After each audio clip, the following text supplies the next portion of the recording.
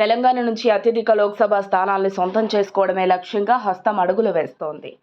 ఇప్పటికే 4 అభ్యర్థులను ఖరారు చేసింది. ఇక షెడ్యూల్ కూడా రావడంతో వీలైనంత త్వరగా మిగతా అభ్యర్థులని ప్రకటించాలని చూస్తోంది.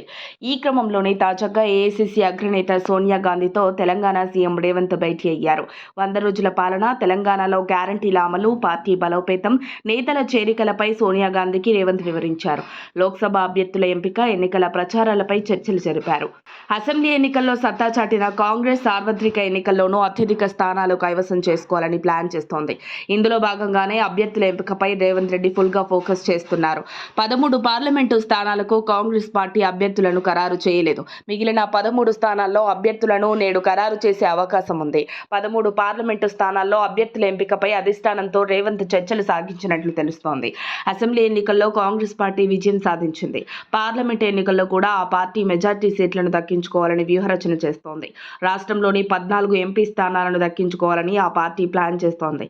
ఈ క్రమంలోనే ఇతర పార్టీలకు చెందిన కీలక నేతలకు కాంగ్రెస్ గాలం వేస్తోంది.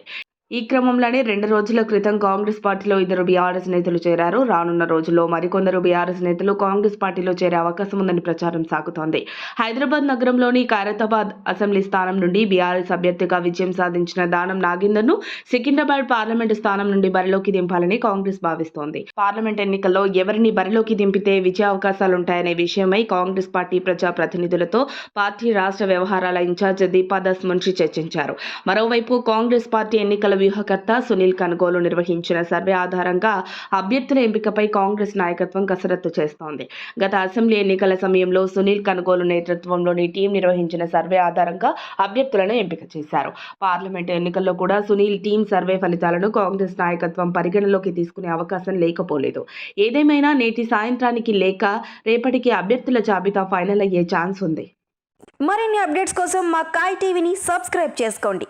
మా వీడియో కనుక మీకు నచ్చినట్లయితే లైక్ చేయండి, షేర్ చేయండి. మీ విలువైన అభిప్రాయాలను కామెంట్ బాక్స్లో తెలియజేయండి.